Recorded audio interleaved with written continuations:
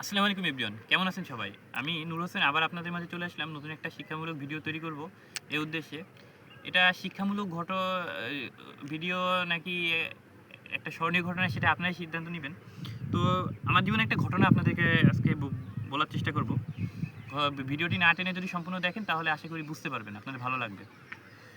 ও এটা ছিল ২০২৬ সালের কথা। এই যে ২৬ সাল চলতেছে না? এই ২৬ সালের ঈদুল ফিতরের কয়েকদিন পরের ঘটনা একটা। আমার জীবনের একটা ঘটনা। তো এ ঈদের কয়েকদিন পরে অ্যা আমার বা আমি ঘরে ছিলাম। তো দুপুরে নামাজের জন্য আযান দিল এবং নামাজের জন্য চলে গেলাম। তো নামাজ পড়তে যাওয়ার পরে নামাজ শেষ করলাম। তো আমার মনে হচ্ছিল আমি যদি আমার পকেটে কিছু টাকা ছিল। আমি ভাবলাম যদি কোনো একটা অসহায় মানুষ ভিক্ষুক বা কাউকে আমি যদি কোনো অসহায় মানুষকে কিছু টাকা সাহায্য করতে পারতাম, আমার খুব ভালো লাগতো। আমার মনে হচ্ছিল কিছু একটা দান করা দরকার। তা আমি এই এম এই মদিনাবাগ একটা এরিয়া আছে, ওইখানে মদিনাবাগ এলাকায় একটা মসজিদ আছে। ওইখানে ওই মসজিদ থেকে নামাজ পড়ে বের হয়ে আমি এরকম কিছু টাকা দান করব কোনো ভিক্ষুক বা অসহায় মানুষকে এরকম খুঁজতেছিলাম। আমি খুঁজতে আমি পুরা হাঁটতে একদম আবু নাসেরের মোড় পর্যন্ত চলে গেলাম। কিন্তু ওই দুপুরের সময় অনেক সময় ভিক্ষুক দেখা যায় বা দেখা যায় না। প্রায় সময় অনেকগুলা ভিক্ষুক থাকে। কিন্তু আমি সেদিন একটা ভিক্ষুককে খুঁজে পেলাম না। তারপরে আমি মনটা খারাপ করে চলে আসলাম। ওই দিনটা চলে গেল। পরের দিন সকাল ১০টা বা ১১টা এরকম একটা সময় হবে। তো আমি বাসায় পড়ালেখা করতেছিলাম বা কোনো একটা কাজ করতেছিলাম, যেটাই হোক। তো ওই সময় আমরা যে বাসাটা ভাড়া থাকতাম তার পাশে এই উঁচুমাটি, আবু নাসেরের ওই পাশে উঁচুমাটি একটা এলাকা আছে। উঁচুমাটি বলে ওইখানে একটা বাসায় আমরা ভাড়া থাকতাম। তো ওই বাসা থেকে হঠাৎ করে শুনতে পেলাম একটা ভিক্ষুক টাইপের কোনো একটা লোক মানে সাহায্য চাচ্ছে, আল্লাহর নাম করছে এবং মানুষকে বিভিন্নভাবে ডাকছে, সাহায্য প্রার্থনা করছে।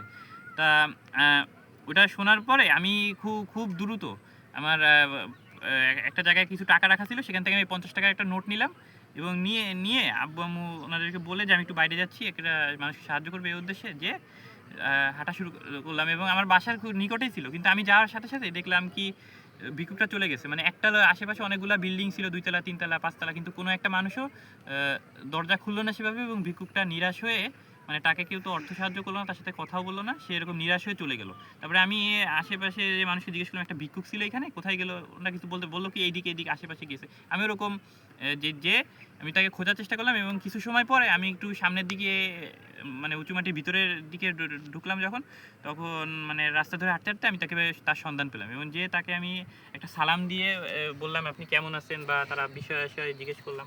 তারপরে এরকম আ তাকে বললাম যে, "আপনি এই ভিক্ষা করছেন? তো কি সমস্যা?" উনি বলল যে উনার উনার একটা পা ভাঙা ছিল। এরকম লাঠি ভর দিয়ে হাঁটতেছিল। তো তা তারপরে আরো জিজ্ঞেস করলাম যে, "আপনি যে এই অবস্থায় ভিক্ষা করছেন কেন করছেন?" উনি বলল কি যে, উনি একটা কাজ করতো। সেই কাজ করা অবস্থায় একটা অ্যাক্সিডেন্টের কারণে উনার পাটা হঠাৎ করে ভেঙে যায় এবং এরপরে থেকে উনি ওনার লাঠি ভর দিয়ে হাঁটতে হয় বা উনি পঙ্গু হয়ে গেছে এবং উনার স্ত্রী ছিল। তো সেও একটা জটিল রোগে আক্রান্ত। এর কারণে মানে তারও চিকিৎসায় অনেক টাকা পয়সা লাগে। তারপর নিজে অসুস্থ ছিল।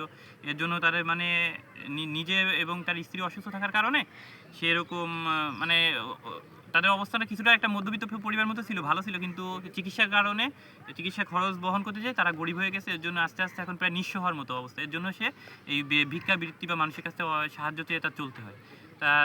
তা আমার শুনে খুব খারাপ লাগলো। তারপরে আমি পকেট থেকে বের করে তাকে ৳৫০ একটি নোট দিলাম। আমার ইচ্ছা ছিল আরো যদি আমি অনেক টাকা পয়সা আমার কাছে থাকতো, যদি আমি তাকে আরো বেশি কিছু দিয়ে সাহায্য করতে পারতাম বা তাহলে আমি হয়তো মানসিক একটা শান্তি পাইতাম। তারপরে আরো জিজ্ঞেস করলাম যে, "আপনার ছেলে-মেয়ে কয়জন?" উনি বলল যে, এ উনার ২ টা মেয়ে। তা ওরাও পড়ালেখা করে কোথাও একটা।